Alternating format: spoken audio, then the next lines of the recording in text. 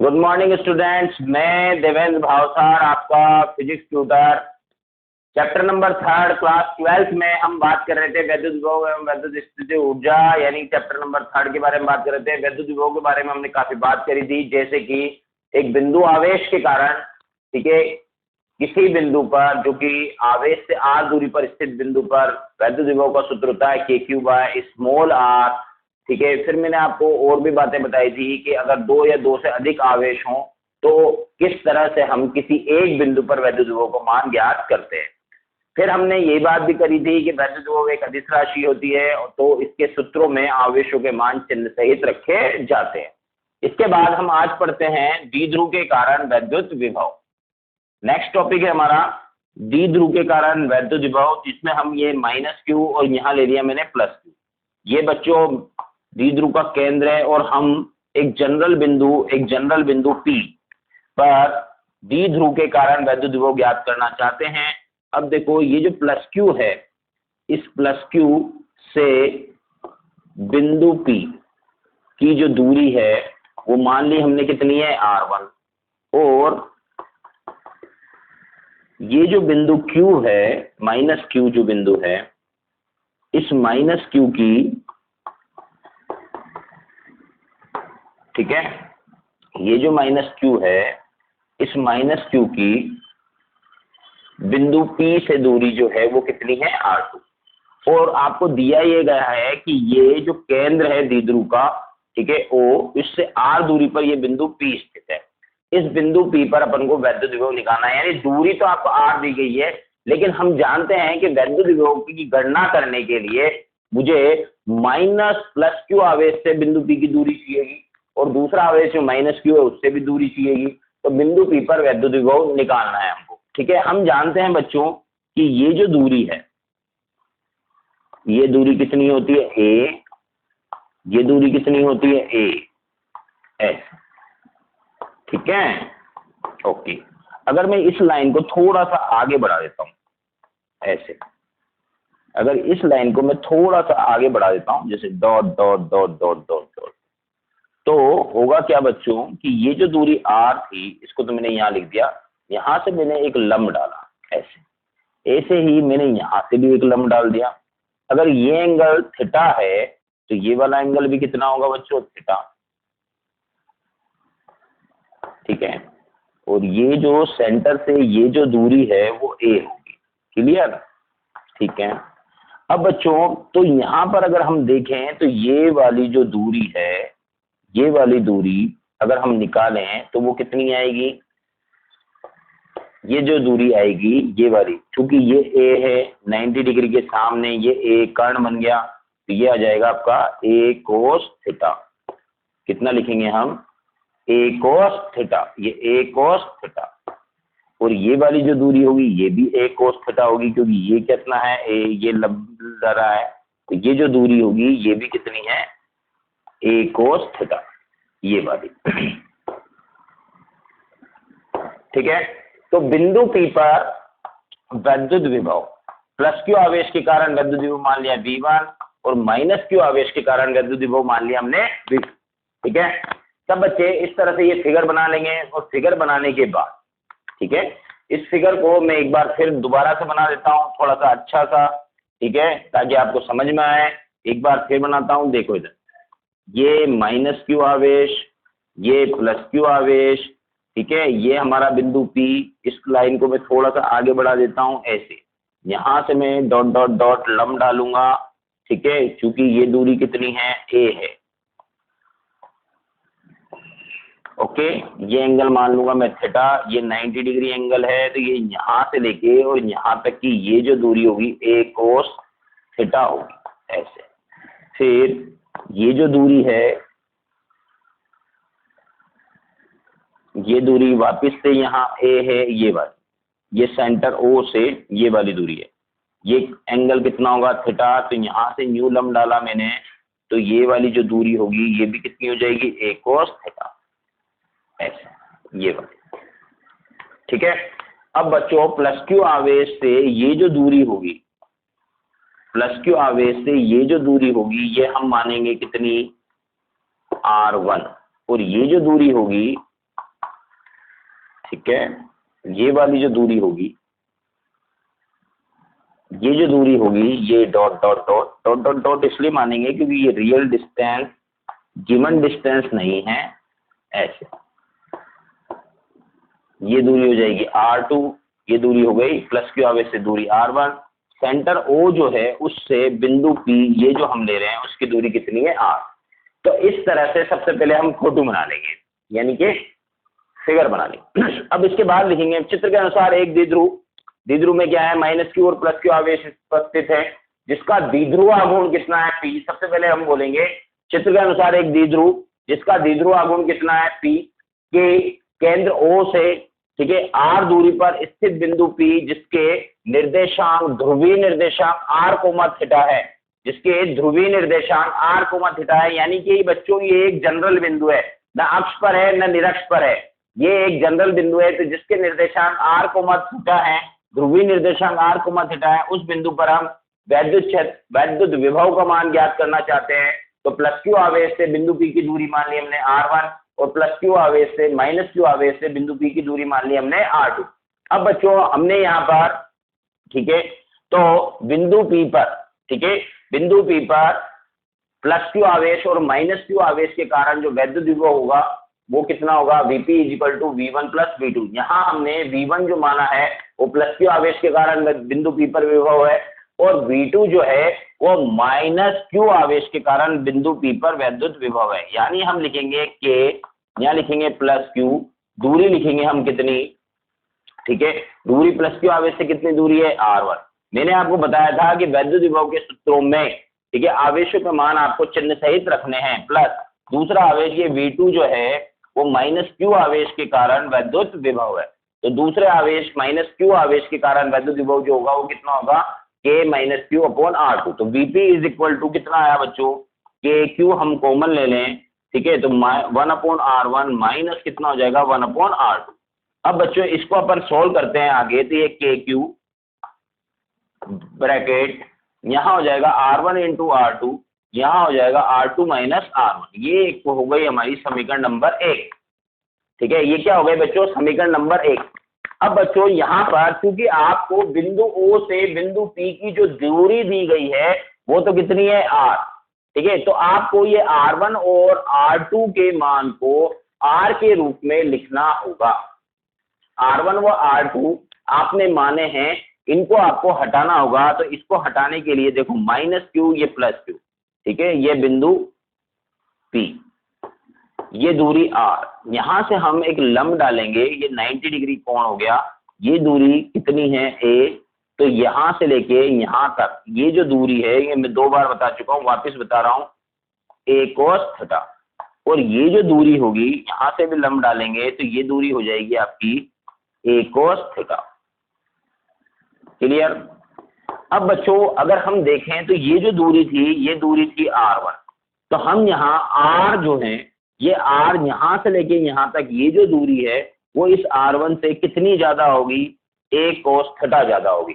क्योंकि अगर इस बिंदु से न्यू लंब डालेंगे तो ये R1 जो है, ये जो हमने R1 मान रखी थी, ये R1 जो है वो लगभग किसके बराबर होगी, यहां पर गिरेगी।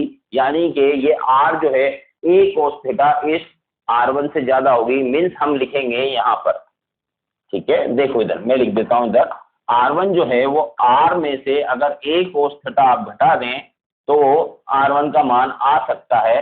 ये बिल्कुल एग्जैक्ट बराबर नहीं है, इसलिए R1 लगभग बराबर R minus A cos theta लिखेंगे, और R2 जो है वो लगभग बराबर होगी R plus A cos theta के।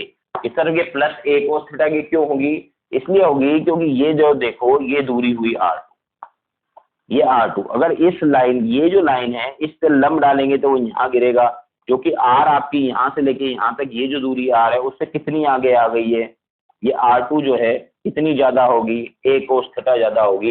इसलिए R2 लगभग बराबर होगा R plus A cos theta. Clear. अब बच्चों वापिस से ध्यान देंगे, ठीक है, तो हमने यहाँ देखा कि हमने बिंदु P पर वैद्युत विभव के बारे में बात की, और बिंदु P पर वैद्युत विभव जो आया हमारा वो आया है KQ बड़ा वाला ब्रैकेट, यहाँ पर लिखेंगे हम R1 इंटू R2, R1 की वैल्यू लिखेंगे हम R माइनस ए कोस थीटा और R2 की वैल्यू लिखेंगे R प्लस ए कोस थीटा। ठीक है, R2 की वैल्यू है A plus R plus A cos theta minus R1 की वैल्यू है R माइनस ए कोस थीटा। ठीक है, यानी ये जो समीकरण नंबर 1 है, इस समीकरण नंबर 1 में हमने R1 व R2 के मान लिखे, तो VP बराबर क्या हुआ बच्चों, KQ ब्रैकेट सोल्व करते हैं। नीचे आ जाएगा बच्चों R स्क्वायर माइनस ए स्क्वायर कोस स्क्वायर थीटा, ऊपर आ जाएगा R से R आपका कैंसिल हो गया, A plus A 2A cos theta. Clear. चूंकि हम बात कर रहे हैं द्विध्रुव की, चूंकि द्विध्रुव निकाय के लिए, ठीक है, दो चीजें हम यूज करते हैं हमेशा ही, P equal to Q into 2A। कोई भी द्विध्रुव का डेरिवेशन हो, इनका यूज जरूर करना है। और दूसरी चीज होती है A very very less than R, means A square जो है वो लगभग 0 के बराबर होगा। क्लियर। ठीक है, तो हम यहाँ पर इन दोनों का यूज करेंगे। तो ये जो आपकी इक्वेशन थी, ध्यान दें, ये जो हमारी इक्वेशन है ये वाली, यहां तो आ जाएगा 0 और Q इंटू 2A ये लिख दिया हमने K। ठीक है, ये लिख दिया हमने Q इंटू 2A, यहाँ लिख देंगे कोस थीटा। ठीक है, और नीचे हो जाएगा, ये 0 हो गया तो ये नीचे हो जाएगा R स्क्वायर, इसको हम लिख देंगे P।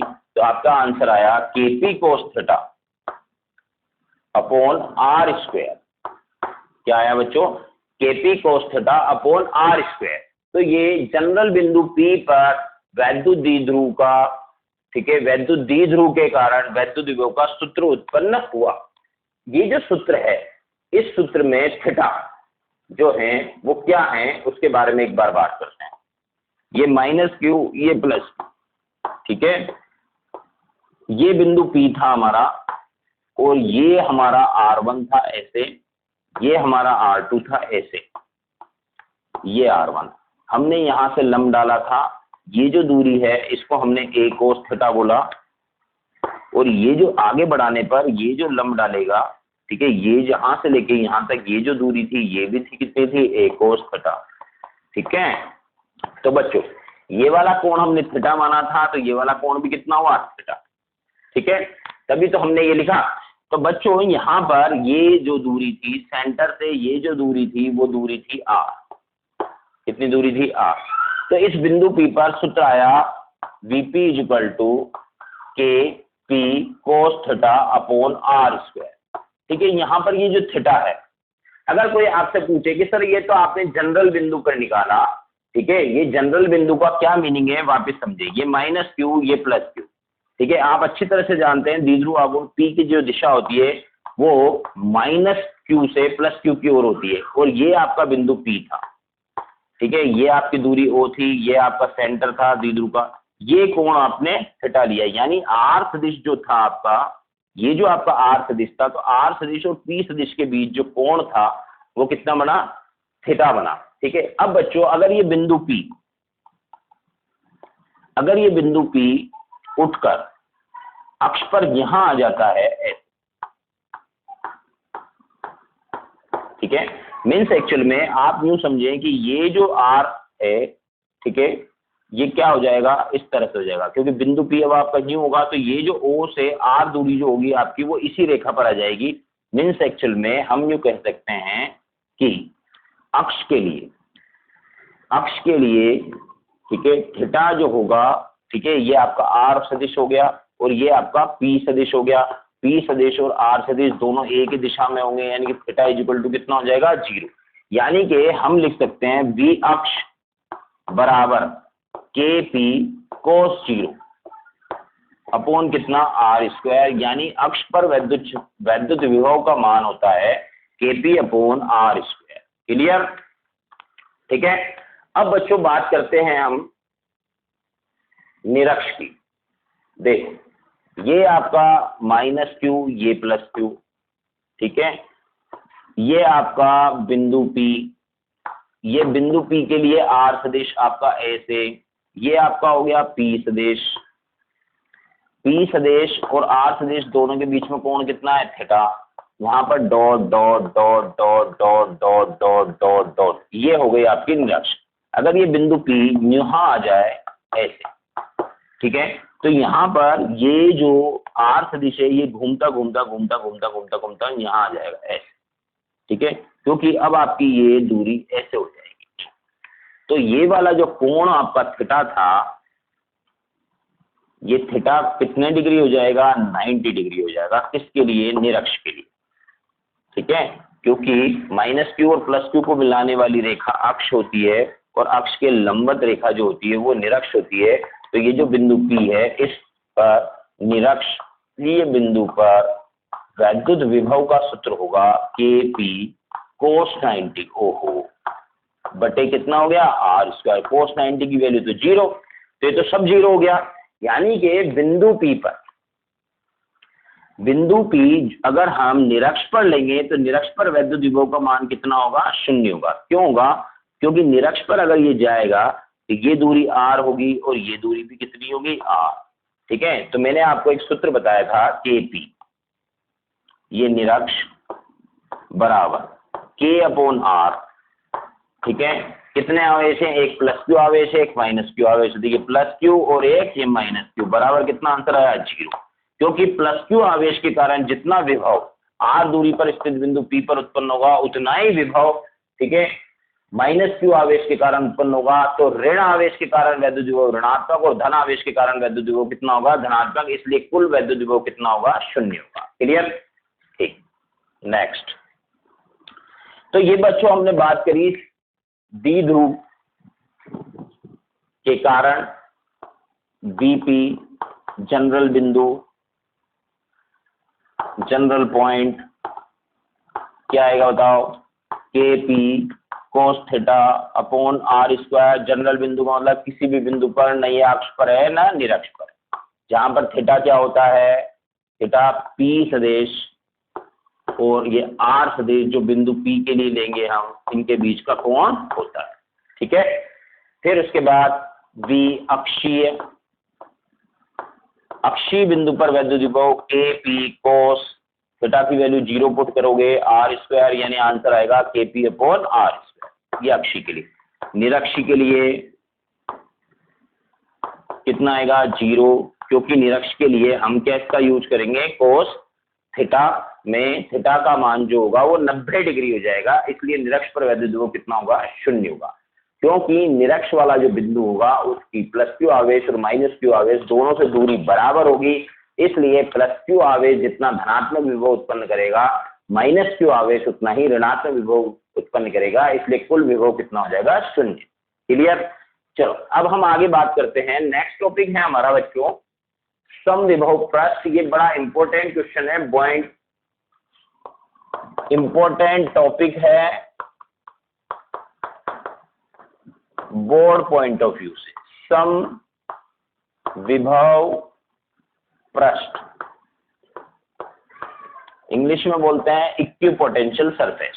देखो, एक ऐसा पृष्ठ यानी एक ऐसी सतह, जैसे मैंने यहां पर एक फिगर बनाया, एक ऐसी सतह, ये एक मैंने पृष्ठ बनाया जिसके प्रत्येक बिंदु पर, जैसे मैंने 3 बिंदु लिए, ये A बिंदु, ये B बिंदु और ये C बिंदु, जिसके प्रत्येक बिंदु पर वैद्युत विभव का मान क्या हो, बराबर हो। जैसे बिंदु A पर विभव B पर विभव के बराबर है और B पर विभव C पर विभव के बराबर है, और बराबर कितना है, 10 वोल्ट।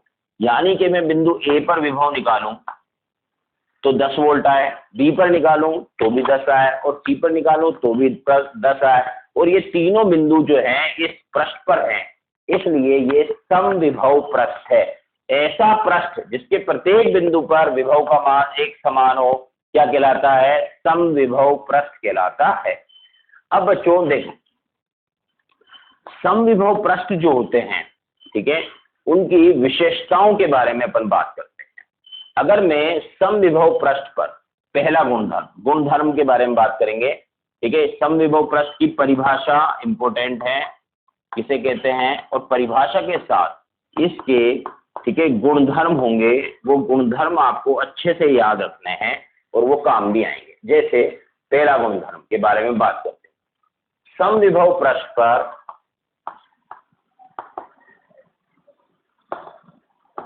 किसी आवेश को एक बिंदु से दूसरे बिंदु तक ले जाने में किया गया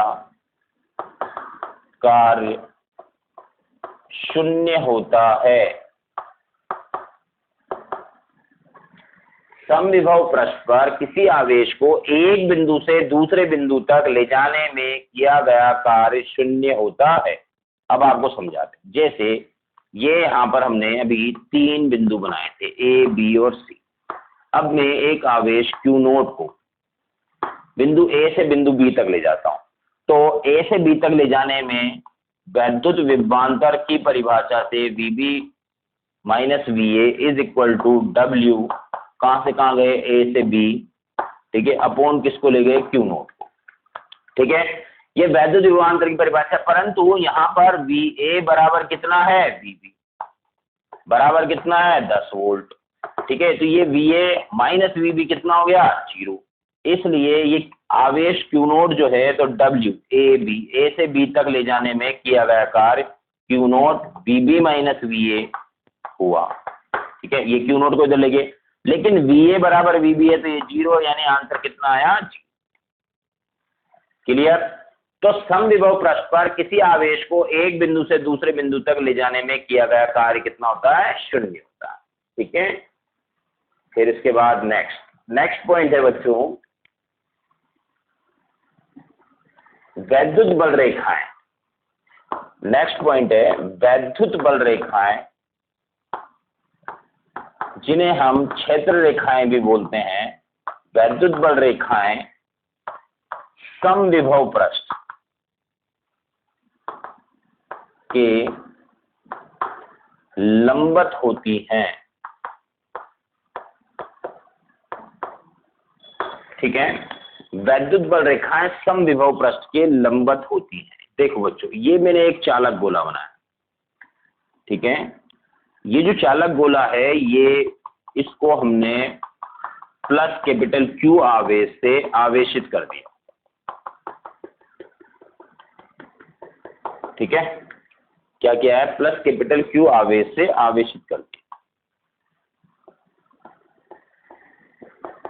ऐसा तो आप अच्छी तरह से जानते हैं कि वैद्युत बल रेखाएं की बारे में अगर हम बात करें तो वैद्युत बल रेखाएं पृष्ठ से ऐसे बाहर निकलेंगी त्रिज्यीय दिशा में ऐसे, ये बाहर निकली त्रिज्यीय दिशा में ऐसे, ये बाहर निकली त्रिज्यीय दिशा में ऐसे, ये बाहर निकली त्रिज्यीय दिशा में ऐसे, ये बाहर निकली त्रिज्यीय दिशा में ऐसे, और ये बाहर निकली त्रिज्यीय दिशा।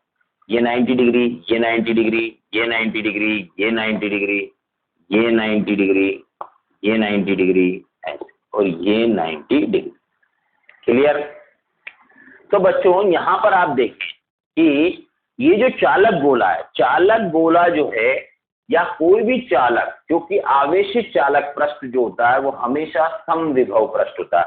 ठीक है, तो यहाँ पर ये जो चालक गोले का सतह यानी कि पृष्ठ जो है, यानी चालक गोले की जो सतह है वो समविभव पृष्ठ है। क्या है बच्चों, समविभव पृष्ठ है। क्यों है उसके बारे में बताता हूं। देखो, जैसे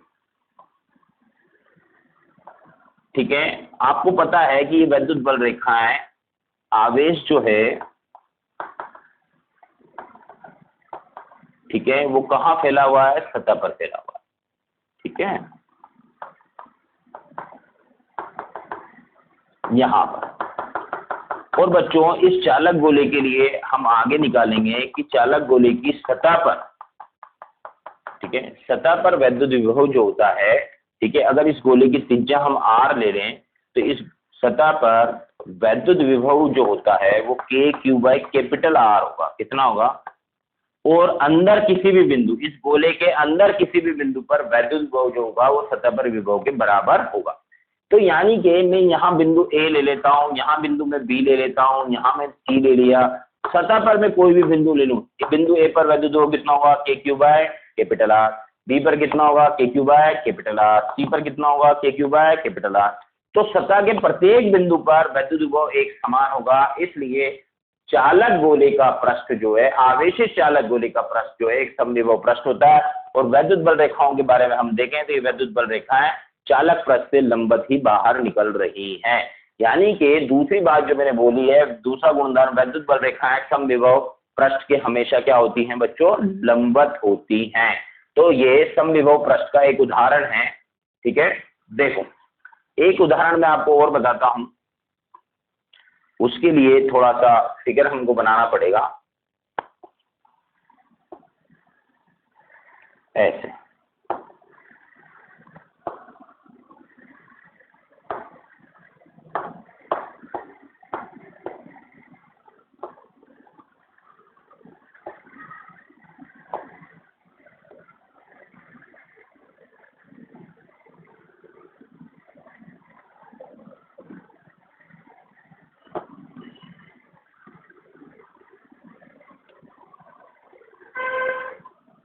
अब बच्चों हम क्या करते हैं, इसको हटा देते हैं।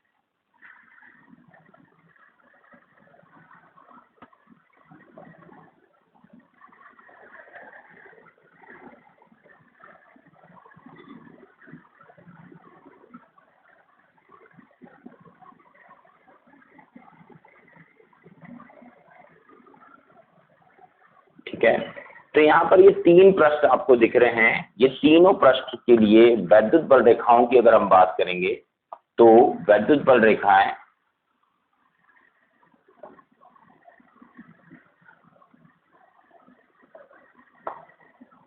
ऐसे बाहर निकले, ये आपको ऐसे लग रही होंगी जैसे ये तीनों पृष्ठ के लंबवत बल रेखाएं हैं ऐसे, और ये ऐसे बाहर।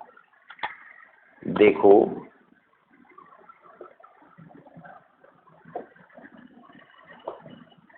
ये लंबवत, तो ये तीन समविभव पृष्ठ हैं, ये और ये तीनों अलग अलग समविभव पृष्ठ है ये। तो वैद्युत बल रेखाएं जो होती हैं वो समविभव पृष्ठ के लंबवत भी बाहर निकलती हैं। ये दूसरा उदाहरण हो गया। ठीक है, इसके बाद इसको अपन और अच्छा अगर फिगर बनाना चाहें तो वो ऐसे बन सकता है, उसमें कोई ऐसी परेशानी नहीं है। ठीक है, न्यू ऐसे लें। ठीक है, फिर दूसरा ये टॉपेस्ट पॉइंट रहेगा आपका और ये लोएस्ट पॉइंट रहेगा, इसका ध्यान रखें ताकि फिगर आपका जो है वो सुंदर बने। ये यहां से आप चालू करें ऐसे, ये दूसरा बनाया आपने।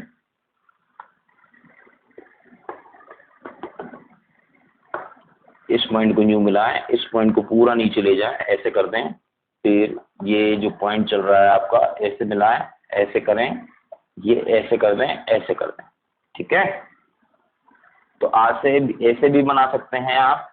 ठीक है, और अब आप ऐसे कर सकते हैं कि ये बल रेखा गई, ये न्यू गई, फिर ये बल रेखा न्यू गई, फिर ये बल रेखा बाहर निकल गई ऐसे। ये इसके अंदर गई, ये इसके यहाँ निकली, ये न्यू हुई और फिर ये बाहर निकल गई ऐसे, फिर ये ऐसे गई।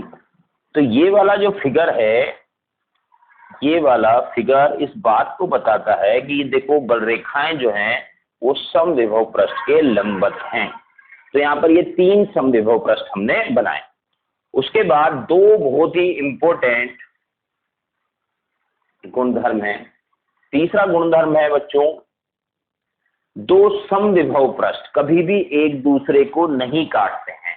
तो देखो यहां पर ध्यान देना होगा कि दो समविभव पृष्ठ, पहले मैं एक समविभव पृष्ठ बनाता हूं ऐसे, दो समविभव पृष्ठ कभी भी एक दूसरे को नहीं काटते हैं ऐसे। दो समविभव पृष्ठ कभी भी एक दूसरे को नहीं काटते हैं। ठीक है,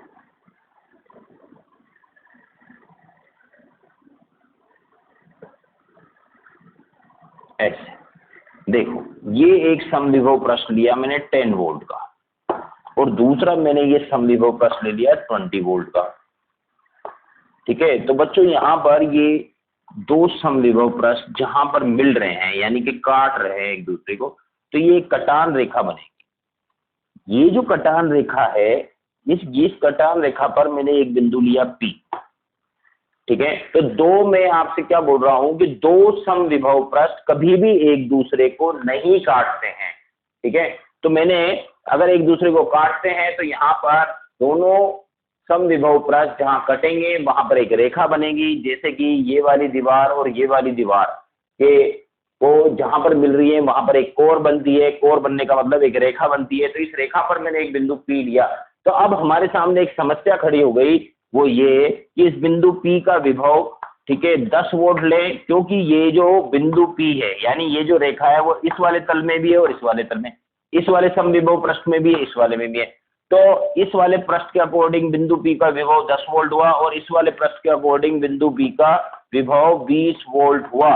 तो ठीक है, दो समविभव पृष्ठ कभी भी एक दूसरे को नहीं काटते हैं। क्यों नहीं काटते हैं? क्योंकि कटान, ठीक है, जहां पर दो समविभव पृष्ठ मिलते हैं वहां पर एक रेखा बनेगी और उस रेखा के प्रत्येक बिंदु पर वैद्युत विभव का मान 2 होंगे, 10 वोल्ट और 20 वोल्ट, जो कि संभव नहीं है।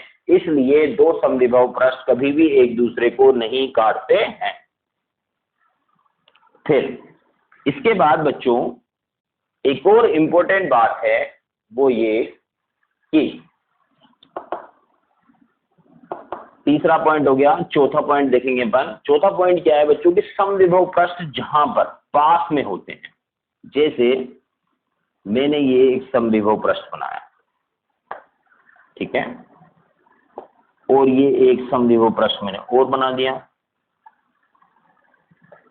ऐसे,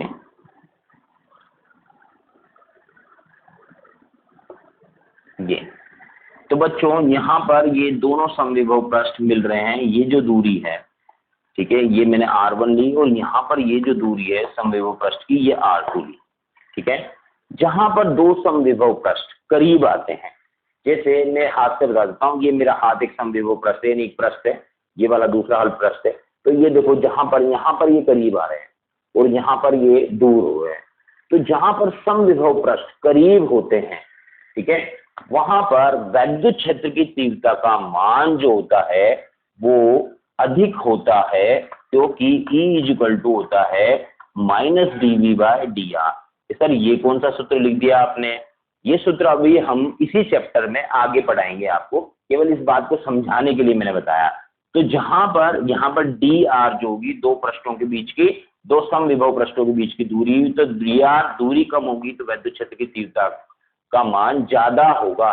ऋणात्मक साइन यहाँ पर एक्चुअल में दिशा को बताता है, ठीक है। किसको बताता है? दिशा को बताता है, ठीक है। अब इसके बाद अपन एक और नेक्स्ट इंपोर्टेंट पॉइंट के बारे में डिस्कस करते हैं, वो ये कि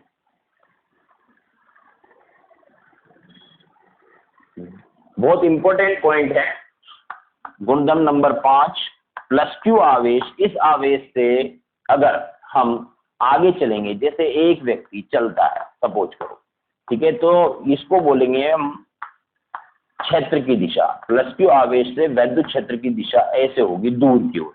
ये किसकी दिशा है बच्चों? E की दिशा, ठीक है। तो बच्चों ध्यान दें अब आप, ठीक है, यदि हम किसी आवेश से, ठीक है, यदि हम किसी आवेश से वैद्युत क्षेत्र की दिशा में चलते हैं, या हम यूं कहेंगे कि यदि हम वैद्युत क्षेत्र की दिशा में चलते हैं तो क्षेत्र की दिशा में वैद्युत विभव का मान घटता है। ये मैंने बिंदु P लिया, ये बिंदु Q लिया। अब आप जानते हो इस +q आवेश से ये बिंदु Q की दूरी मैंने RQ लिख दी और P की दूरी मैंने RP लिख दी, ठीक है।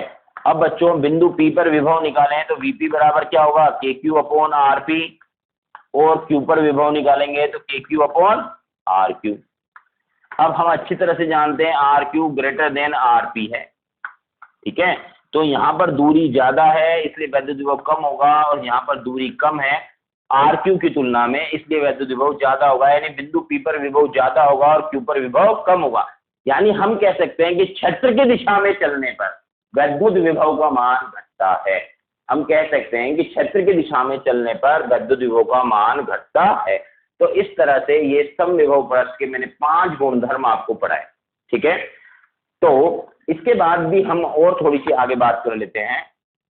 ठीक है, मेरी इच्छा हो रही है और मैं आपको आज थोड़ा सा लंबा वीडियो बना देता हूं। ठीक है, आप देखें। तो बच्चों इसके बाद हम नेक्स्ट बात करते हैं आवेशित गोले। कौन सा गोला लें? चालक गोला। चालक गोले के कारण वैद्युत विभव। आवेशित चालक गोले के कारण वैद्युत विभव। ठीक है, देखें बच्चों, हमने आवेशित चालक गोला, कौन सा गोला? गोले दो प्रकार के होते हैं। ठीक है, एक तो होता है बच्चों खोखला गोला और एक होता है ठोस गोला। खोखला गोला जो होता है उसको हम गोली कोश भी बोलते हैं, गोली कोश, और ठोस गोले को तो ठोस गोला ही बोला जाता है। ठीक है, तो इस चालक गोलों के बारे में बात हो रही है। ठीक है, आप ध्यान से सुने। ठीक है, ये दोनों गोलों से जो आंसर आते हैं, जो रिजल्ट आते हैं, तीव्रता के लिए भी एक समान होते हैं, तो वैद्युत विभव के लिए भी एक समान ही होंगे। अब बच्चों यहाँ पर हम सबसे पहले एक गोला बना लेते हैं ऐसे। ये हमने एक आवेशित चालक गोला बनाया है जिसके सतह पर एक समान रूप से प्लस कैपिटल Q आवेश वितरित है। आपको जब भी गोला बनाना है तो आप कम से कम 4 बल रेखाएं जरूर बनाएंगे।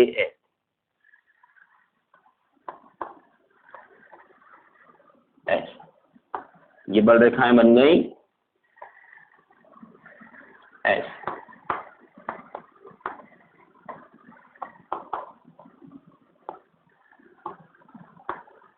क्लियर? ये बिंदु O हो गया। अब बच्चों सबसे पहले हम इस बिंदु O से R दूरी पर, स्मॉल r दूरी पर, ये दूरी कितनी है? ये चालक गोले की त्रिज्या कितनी है? Capital R। तो केस फर्स्ट हम पढ़ रहे हैं, केस फर्स्ट में है small r greater than capital R, मतलब कि हम बाहर, चालक गोले के बाहर किसी बिंदु पर वैद्युत विभव ज्ञात करना चाहते हैं। तो देखो यहाँ पर ये जो चालक गोला है, इस चालक गोले पर कितना आवेश फैला हुआ है? Plus capital Q।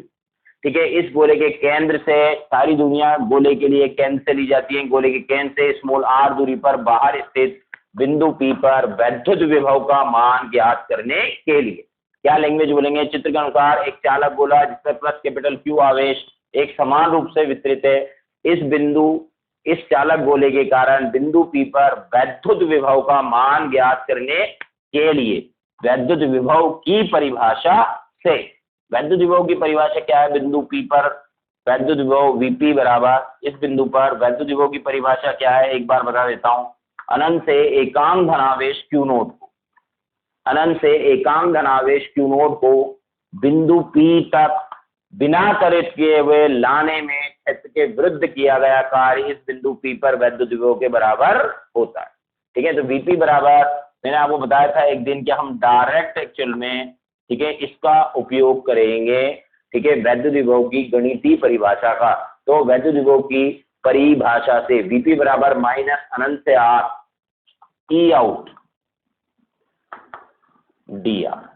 ठीक है, तो Vp बराबर, ध्यान दें आप, माइनस अनंत से R, ठीक है, अनंत से R दूरी तक। देखो इस केंद्र से ये दूरी, यहां से लेके यहां तक ये दूरी कितनी है? अनंत। ठीक है, केंद्र से ये बिंदु P की दूरी कितनी है? R, इसलिए हमने लिमिट लगाई है अनंत से R। क्लियर? तो Vp इक्वल टू माइनस अनंत से R E आउट। बताओ किस चालक गोले के कारण बाहर किसी बिंदु पर वैद्युत क्षेत्र की तीव्रता का सूत्र क्या होता है? बताओ कि capital Q small r square dr। तो यहाँ क्या करेंगे बच्चों? हम KQ कॉमन ले लेंगे। ठीक है, इंटीग्रेशन अनंत से कितना हो जाएगा? R, कितना हुआ बच्चों? dr upon r square. ठीक है, तो क्या आंसर आएगा बताओ? इस समाकलन को सोल्व करना है। Vp इक्वल टू, ठीक है, माइनस का KQ क्या आएगा बच्चों? -1 अपॉन R। ठीक है, जो बच्चे समाकलन जानते हैं मैं साइड में बता देता हूँ, integration dr upon r square क्या हुआ बच्चों? इंटीग्रेशन r की पावर -2 dr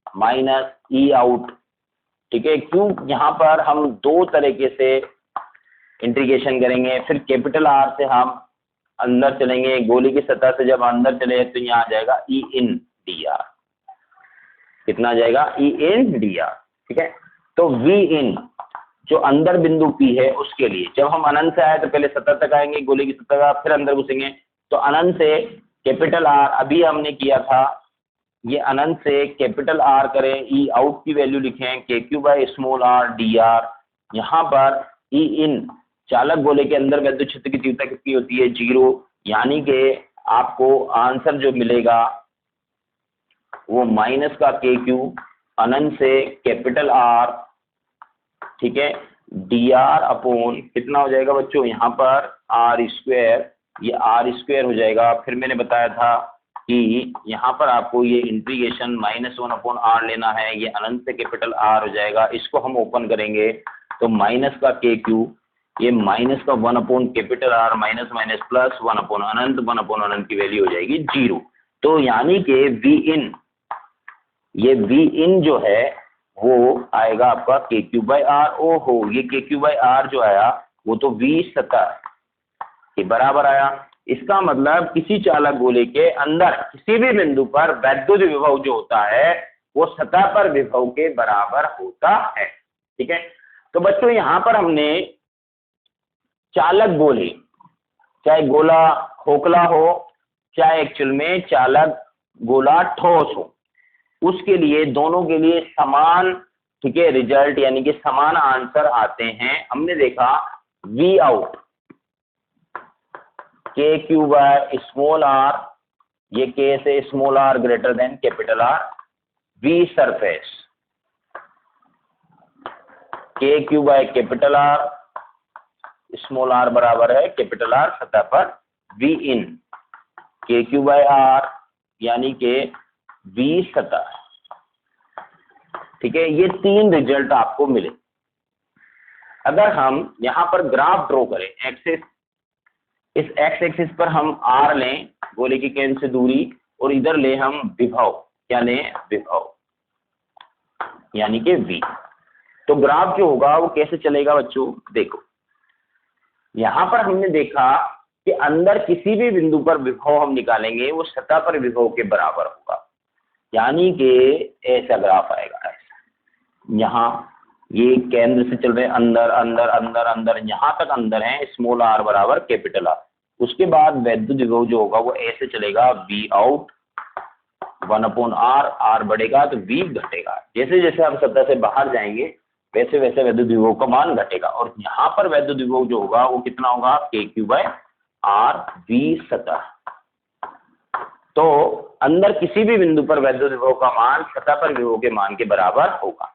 ठीक है, तो बच्चों आज के लिए इतना ही, धन्यवाद। ठीक है, आपको कल 3 बजे स्टेट बोर्ड वाले बच्चों को सभी को कल 3 बजे, ठीक है, डाउट पूछने के लिए, ठीक है, इतना पढ़ा दिया आपको ऑनलाइन में, डाउट पूछने के लिए कल एक्चुअल में प्रज्ञा एकेडमी कैंपस आना है, जैसा कि आपको मैसेज डाल दिया गया है। ठीक है, बाय।